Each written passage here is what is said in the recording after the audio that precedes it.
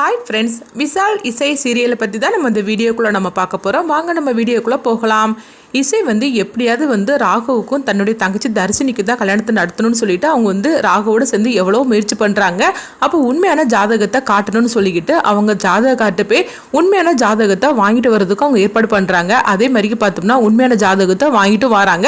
ஆனால் வாங்கிட்டு வரும்போது இது எல்லா விஷயத்தையும் அவங்க பானுமதி கண்டுபிடிச்சிருந்தாங்க. உண்மையான ஜாதகத்தை வாங்கிட்டு வந்தது மட்டும் இல்லாமல் நீங்கள் இந்த கல்யாணத்தை நிறுத்தவா போறீங்க, நான் என்ன பண்ணுறேன் பார் அப்படின்னு சொல்லிட்டு கார் வந்துட்டு இருக்கும்போது அப்போ நடு ரோட்டில் ஒருத்தர் உயிருக்கு ஆபத்தான நிலைமையில படுத்துட்டு இருக்க மாதிரி இருக்கவும் உடனே டிரைவர் கீழே இறங்கிருந்தாங்க. அந்த நேரம் பார்க்க அது சிந்தாமணியோட கணவர் அந்த ஜாதகத்தை மாற்றி வச்சிருந்தாங்க. அதுக்கப்புறம் அந்த ஜாதகத்தை எடுத்துக்கொண்டு அவங்க ராகவிட்ட கொடுக்கவும் அப்போ ராக செக் பண்ணி பார்த்துட்டு சொல்றாங்க, இசை இது நம்ம நினைச்ச மாதிரிக்கு உண்மையான ஜாதகமா இல்லையே, அம்மா கிட்ட இருந்த ஜாதகம் மாதிரி தான் இதுவும் இருக்குது. அப்போ ஆக மொத்தத்தில் இதுதான் உண்மையான ஜாதகமா, அப்போ நீ தப்பா புரிஞ்சுக்கிட்டியான்னு சொல்லி கேட்டுட்டு இருக்கோம். அப்போ இசை சொல்றாங்க, இல்ல இது உண்மையிலே உண்மையான ஜாதகம் கிடையாது, இது போலியான ஜாதகம் தான், இது எப்படி இந்த மாதிரிக்கு மாறிச்சுன்னு தெரியல அப்படின்னு சொல்லிட்டு அவங்க ரொம்பவே இசை யோசனையோட இருக்கும். இப்போ ராக சொல்றாங்க, இப்போ இசையை நம்ம என்ன பண்றதுக்கு, ஜாதகம் வந்தாக்கி அதை நம்ம அம்மா கிட்ட கொடுத்து இந்த கல்யாணத்தை நிறுத்திடலாம், நான் தர்ஷினி களத்துல தாலி கட்டுவேன், தர்ஷினி எனக்கு கிடைச்சிருவான்னு சொல்லிட்டு நம்பிக்கையோட இருந்தேன். ஆனா இப்படி நடந்து போச்சுத, அம்மா கிட்ட இருந்த ஜாதகமும் இதுவும் ஒன்னாதான் இருக்குது, இப்போ என்ன பண்றதுக்கு தெரியல அப்படிங்கவும்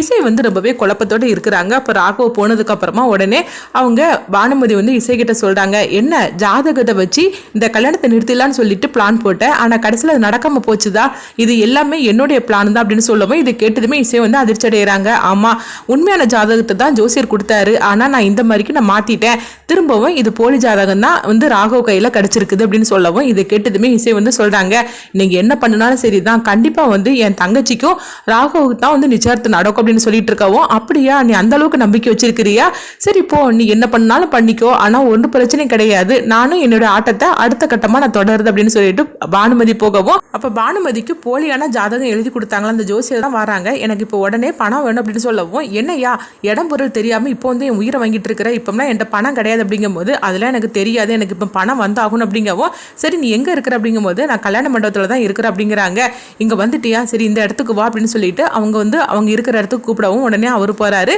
அப்ப தன்னுடைய கையில பணம் இல்லைன்னு சொல்லிட்டு அவங்க வலையில கழட்டி கொடுக்கவும் அதை வாங்கிட்டு அவர் பார்த்தோம்னா நேராக தன்னுடைய பொண்ணுகிட்ட கொடுக்கவும் அப்போ அந்த பொண்ணு கேட்குறாங்க, இந்த வலையில் உனக்கு யாது அப்படின்னு சொல்லி கேட்கும்போது உடனே அவர் உண்மையை சொல்லியிருந்தாரு, இந்த மணிக்கு நான் ஒரு போலியான ஜாதகம் எழுதி கொடுத்தேன் அப்படின்னு சொல்லவும், யாருக்கு எழுதி கொடுத்த அப்படின்னு சொல்லி கேட்டுட்டு இருக்கும்போது தீப்திங்கிற பொண்ணுக்கு தான் அப்படிங்கிறாங்க. இது கட்டதுமே பிரியா அதிர்ச்சி அடைகிறாங்க.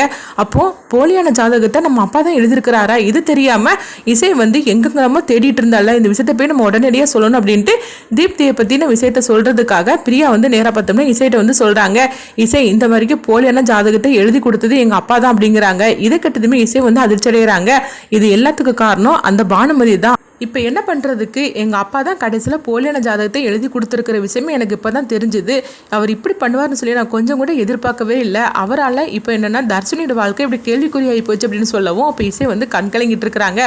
இப்போ நீ என்ன பண்ண போகிற அப்படின்னு சொல்லி கேட்டுட்டு இருக்கும்போதே அதுதான் எனக்கும் ஒன்றும் புரியல, இப்போ என்ன பண்ணுறதுக்கோ தெரியல அப்படின்னு சொல்லவும் உடனே அவங்க சொல்லிட்டு இருக்கிறாங்க, இசை உங்கள் அப்பாவை மட்டும் நீ கூட்டிகிட்டு வரியா, உங்கள் அப்பா தான் அந்த போலியான ஜாதகத்தை எழுதியிருக்காங்கன்னு சொல்லிக்கிட்டு நம்ம சுபத்ரா அம்மா கிட்ட சொன்னோம்னா கண்டிப்பாக எல்லா உண்மையும் தெரிஞ்சிடும் சொல்லவும் இதை பார்த்தோம்னா எல்லா உண்மையும் பானுமதி கேட்டிருந்தாங்க, இவளுக்கு எல்லாமே தெரிஞ்சு போச்சுதா, இவ அப்படி கூட்டிட்டு வந்துடக்கூடாது, இப்ப இசையை நம்ம இந்த இடத்துல விட்டு நம்ம தூக்கிட வேண்டியது அப்படின்னு சொல்லிட்டு பானுமதி முடிவெடுக்கிறாங்க. அடுத்ததா பார்த்தோம்னா பானுமதி அவங்க சில ஆட்களை ரெடி பண்றாங்க. அப்போ அந்த ஆட்களும் பார்த்தோம்னா அவங்க இசை இருக்கிற இடத்துக்கு வராங்க. அப்ப இசை முகத்துல அவங்க ஸ்ப்ரே அடிக்கவும் அவங்க அப்படியே தூங்கின மாதிரி கயிறுதாங்க. அதுக்கப்புறம் பார்த்தோம்னா யாருக்கும் தெரியாம இசையை ஒரு சாக்கு முட்டையில வச்சு அவங்க கிட்டே அவங்க தூக்கிட்டு போயிருந்தாங்க. அடுத்தது அவங்க இசையை அவங்க தூக்கிட்டு போயிடவும் அப்போ பானுமதிக்கு அவங்க ஃபோன் பண்றாங்க, மேடம் இப்போ என்ன பண்றதுக்கு, நீங்க சொன்ன மாதிரிக்கு நாங்க எடுத்து அவளை தூக்கிட்டு வந்துட்டோம், இப்போ என்ன பண்றதுக்கு அப்படிங்கும் போது அவளை அந்த இதுல தூக்கி போட்டுருங்க அப்படின்னு சொல்லுதாங்க, அதாவது கடலை தூக்கி போட்டுருங்க அப்படின்னு சொல்லவும் உடனே அவங்களும் சரி அப்படிங்கிறாங்க. அப்போ ஃபோனை வச்சதுக்கு அப்புறமா பானுமதி சந்தோஷப்பட்டு சிரிச்சிட்டு இருக்கிறாங்க, எனக்கு இடைஞ்சல இருந்தது அந்த இசை தான், இப்போ அவளுடைய கதையை முடிச்சாச்சுது, இனிமேல் யாராலையும் எதுவுமே செய்ய முடியாது அப்படின்னு சொல்லிட்டு ரொம்ப சந்தோஷப்பட்டு இருக்கிறாங்க. தீப்தி உன் வாழ்க்கை கிளியர் ஆகி போச்சுது, இனிமேல் யாருமே உனக்கு இடைஞ்சலாக வரவே மாட்டாங்க, நம்ம நினைச்சது எல்லாம் நடக்க போகுது அப்படின்னு சொல்லிட்டு பானுமதி ரொம்ப சந்தோஷப்பட்டு இருக்கவும் அப்போ அங்கே சிந்தாமணி வராங்க. என்ன பானுமதி இவ்வளோ சந்தோஷமா இருக்கிற அப்படிங்கும்போது, ஆமாம் சந்தோஷமான விஷயம் தான் நடக்குது அப்படிங்கவும் அந்த இசையோட கதையை முடிக்க சொல்லிட்டேன், இன்னும் கொஞ்ச நேரத்தில் இசையோட கதை முடிஞ்சு போயிடும், போயிடும், அப்புறமா நம்மளுக்கு எந்த வித தொந்தரவும் இருக்காது அப்படின்னு சொல்லவும் இது கேட்டதுமே சிந்தாமணி வந்து கொஞ்சம் பதட்டம் அடைகிறாங்க. ஆனாலும் அவங்க சந்தோஷப்படவும் செய்கிறாங்க. பானுமதி இதனால நம்மளுக்கு எந்த பிரச்சனையும் வந்துடாது அப்படிங்கும்போது என்ன பிரச்சனை வரப்போது, ஒரு பிரச்சனையும் வராது அப்படின்னு சொல்லிட்டு இருக்கிறாங்க. இன்னொரு பக்கம் பார்த்தோம்னா இசையோட சித்தி ருக்குவை தான் காட்டுறாங்க. அப்போ ருக்கு வந்து நினைக்கிறாங்க நம்ம பொண்ணுக்கே இந்த வாழ்க்கை கிடைக்கல, அதனால இசைக்கும் இந்த கல்யாணம் நடக்கக்கூடாது அப்படின்னு சொல்லிட்டு இந்த நிச்சயத்தை நம்ம நிறுத்தி தீரணும். அது மட்டும் இல்லாமல் இசைக்கு காது கக்கிற விஷயத்தை நம்ம வந்து சுபத்ராட்ட எப்படியா தெரியப்படுத்துன்னு சொல்லிட்டு ஒரு லெட்டர் மூலமாக அவங்க தெரியப்படுத்துறதாக இருக்கிறாங்க. ஆனால் வந்து அந்த லெட்டர் வந்து சுபத்ரா பார்க்காத மாதிரிக்கு ஒரு சூழ்நிலை ஆகவும் அடுத்தது அவங்களுக்கு என்ன பண்ணுதுன்னு தெரியல. இப்போ கங்கா வந்து சொல்லிட்டு இருக்கிறாங்க, என்ன ருக்கு அந்த லெட்டர் வந்து கடைசியில் அவங்க கையில் கிடைக்காம போச்சுது, இப்போ என்ன பண்ணுறதுக்கு நிச்சயத்தை நம்ம நிறுத்தணும் அப்படின்னு சொல்லிட்டு இருக்கும்போதே அடுத்தங்க பார்த்தோம்னா ஐயரை காட்டுறாங்க. அப்ப ஐயர் வந்து சொல்றாங்க பொண்ணை வந்து அழைச்சிட்டு வாங்க அப்படின்னு சொல்லிட்டு இருக்கவும் அடுத்துதான் வந்து அவங்க பானுமதி வந்து சொல்லிட்டு இருக்கிறாங்க, எப்படியும் வந்து இசை வரப்போறது கிடையாது, தீப்திக்கும் ராகவுக்கு தான் நிச்சயத்து நடக்க போகுது அப்படின்னு சொல்லி சந்தோஷப்பட்டு இருக்கும்போது அடுத்து இங்க வந்து அவங்க இசையை தான் காட்டுறாங்க. அப்ப இசை வந்து தூக்கத்தில் இருக்கவும் அப்போ வந்து அவங்க கண் முழிச்சு பாக்குறாங்க. அப்ப அந்த 4-5 பேர் வந்து அவங்க வந்து கார்ட்ஸ் ஏதோ விளையாடிட்டு இருக்கிற மாதிரி இருக்கவும் உடனே வந்து அவங்க இசை வந்து கண் முழிச்சு பார்த்துட்டு அவங்க அதிர்ச்சி அடைகிறாங்க. நம்ம எங்கே இருக்கிறோம் அப்படின்னு பார்க்குறாங்க. பார்த்ததுமே அந்த இடத்த பார்த்ததுமே அவங்க அதிர்ச்சி அடைகிறாங்க. நம்ம பீச் பக்கத்தில் இருக்கிறோமா அப்படின்னு சொல்லிட்டு இருக்கும்போது அவங்க 4 பேரும் வந்து அந்த பக்கமாக கொஞ்சம் தள்ளி உட்காந்துருக்குறாங்க. உடனே எப்படியாவது நம்ம வந்து இவங்ககிட்ட இருந்து தப்பிச்சு போயிடணும் அப்படின்னு சொல்லிட்டு இசை வந்து மெதுவாக எந்திக்கிறாங்க. எந்திரிச்சதுமே அவங்க தப்பிச்சு ஓட ஆரம்பிச்சிருந்தாங்க.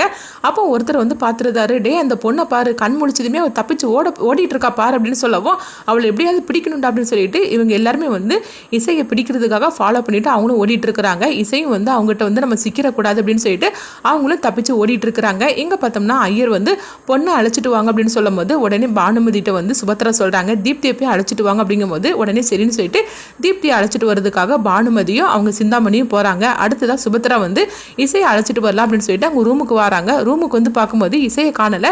இசை எங்க போயிட்டா, ஒருவேளை ரெஸ்ட் ரூமுக்கு போயிருப்பாள் அப்படின்னு சொல்லிட்டு ரெஸ்ட் ரூம்லயும் வந்து பாக்குறாங்க. அங்கேயும் இசையை காணல. என்னது இசை எங்க போயிட்டான்னு தெரியல அப்படின்னு சொல்லிக்கிட்டு உடனே சுபத்ரா வந்து அதிர்ச்சி அடைகிறாங்க. ஒருவேளை வெளியே மண்டபத்தில் வெளியே எங்கேயாவது இருப்பாள் அப்படின்னு சொல்லிட்டு அவங்க மண்டபம் ஃபுல்லாக தேட ஆரம்பிச்சிருந்தாங்க. அப்போ பொண்ணுங்களை அழைச்சிட்டு வாங்க அப்படின்னு சொல்லும் போது தீப்தியை வந்து மேடைக்கு அழைச்சிட்டு வந்துருந்தாங்க. அதே மாதிரிக்கு ராகவும் வந்துருந்தாங்க. இன்னொரு பக்கம் விசாலும் வந்துருந்தாங்க. ஆனால் இசையை மட்டும் காணல. இசை எங்க போயிட்டா அப்படின்னு சொல்லி கேட்டுட்டு இருக்கும் போது அப்போ ருக்கிட்ட வந்து அவங்க சுபத்ரா வந்து கேட்டுட்டு இருக்கிறாங்க, இசையை பார்த்தீங்களா, அவ ரூம்ல இல்லை அப்படிங்கவும் இதை கெட்டதுமே ருக்கு வந்து ஒரு பக்கம் சந்தோஷப்பட ஆரம்பிச்சிருந்தாங்க. என்ன சொல்லிட்டு இருக்கிறீங்க, இசையை காணலையா, அவ இங்கே தானே இருந்திருப்பா, அந்த ரூம்ல தானே இருப்பா அப்படின்னு சொல்லிட்டு இருக்கும்போது அவன் அங்கதான் இருந்தா ஆனா இப்போ காணலையா அப்படின்னு சொல்லிட்டு இருக்கவும் உடனே வந்து அவங்க ருக்கு வந்து சந்தோஷப்பட ஆரம்பிச்சிட்டாங்க. ஓஹோ, ஒருவேளை இசை வந்து தனக்கு நிச்சயத்தை வேண்டாம்னு சொல்லிக்கிட்டு இங்கிருந்து கிளம்பி போயிட்டாலே என்ன அப்படிங்கும் போது அப்போ கங்கா வந்து சொல்லிட்டு இருக்கிறாங்க, என்ன இருக்கு நீயே இந்த நிச்சயத்தை நடக்கக்கூடாது, இசை இந்த வீட்டுக்கு மருமகளாக வரக்கூடாதுன்னு சொல்லிட்டு ஆசைப்பட்டுட்டு இருந்த, அது தன்னாலே நடந்துருச்சு போலுக்கு, இப்போ உனக்கு சந்தோஷம் தானான்னு சொல்லி கேட்டுட்டு இருக்கவும் ஆமா எனக்கு ரொம்ப சந்தோஷமா இருக்குது, ஆனா இதை போய் நம்ம வெளியே காட்டிக்க முடியுமா, நம்மளும் தேடுற மாதிரிக்கு நடிக்க வேண்டியது அப்படின்னு சொல்லிட்டு உடனே ருக்கும் வந்து அவங்க இசையை வந்து எங்க போயிட்டா அப்படின்னு சொல்லிட்டு அவங்க தேடிட்டு இருக்கிறாங்க.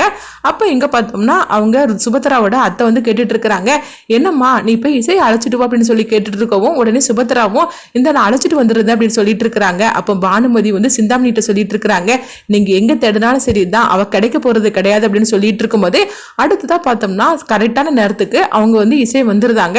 இசையை பார்த்ததுமே அவங்க அதிர்ச்சி அடைகிறாங்க. பானுமதியும் சிந்தாமணியும் உடனே வந்து சுபத்ரா கேட்டுட்டு இருக்கிறாங்க, எங்க இசை போன அப்படின்னு சொல்லி கேட்டுட்டு இருக்கும்போது இல்ல நான் இங்கதான் இருந்தேன், என் ஃப்ரெண்டு கிட்ட நான் பேசிட்டு இருந்தேன் அப்படின்னு சொல்லிடுறவும் அப்படியா வாமா அப்படின்னு சொல்லிட்டு சுபத்ராவை வந்து அவங்க இசையை அழைச்சிட்டு வராங்க. அடுத்துதான் என்ன நடக்க போகுதுன்னு சொல்லி பார்க்கலாம்.